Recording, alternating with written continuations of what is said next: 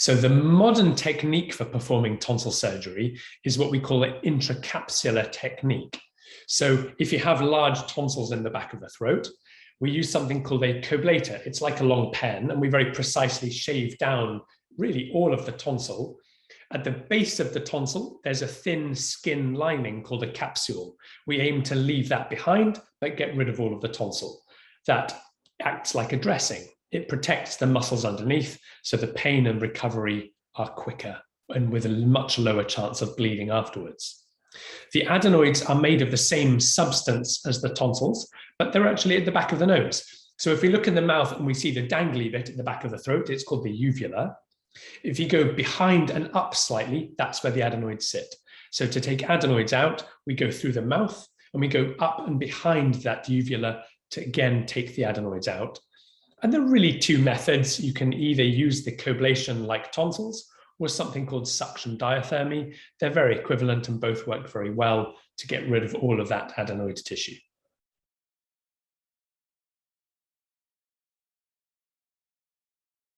The most common indications are twofold. One is recurrent tonsillitis, where often starting with simple viral coughs and colds, but the infection focuses specifically on the tonsils and also the adenoids.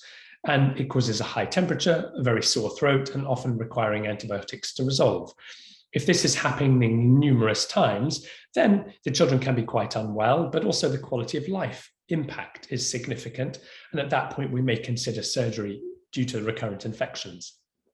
The alternate common indication is when the tonsils or the adenoids, or often both, are large, and they can be blocking up the children's breathing passages. So in the daytime, they might have a blocked and runny nose and sometimes slightly noisy breathing.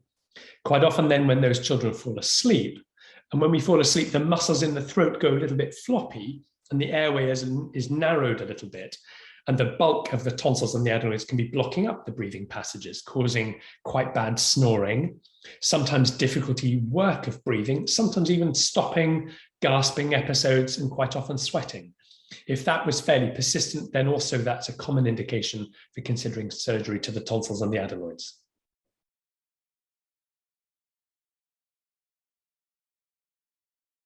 So really they are very safe, and particularly the more modern technique for tonsil surgery called coblation intracapsular, so when we leave the capsule behind, it's a bit sore for a few days, but the recovery is quite straightforward. In the previous technique, we used to worry about bleeding after surgery, which was around 1 in 30, 1 in 40 children.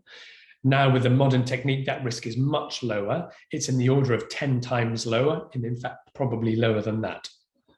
There's a short general anesthetic, but again, with an anaesthetist and a team who are used to looking after children, this risk should be extremely low. Otherwise, recovery is straightforward, and it's what we would consider a very low risk procedure.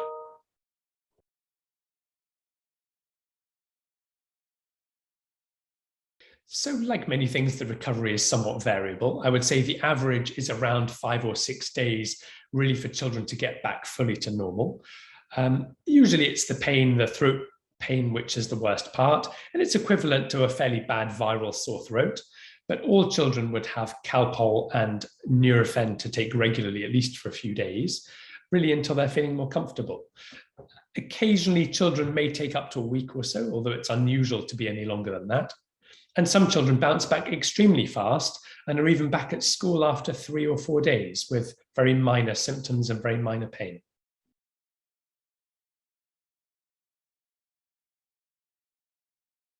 So again, the recovery time is variable. I would say it's easiest to allow a week, and often children are ready to go back to nursery and school and see their friends in less time than that. Risks are low. Typically, it's some pain of the throat, sometimes, in fact, some ear pain, where you get referred pain up to the ears due to the sore throat. The risk of bleeding is extremely low, around 1 in 400, possibly even lower than that. A bit of a runny nose, and otherwise a few temperatures which are quite mild and self-resolve.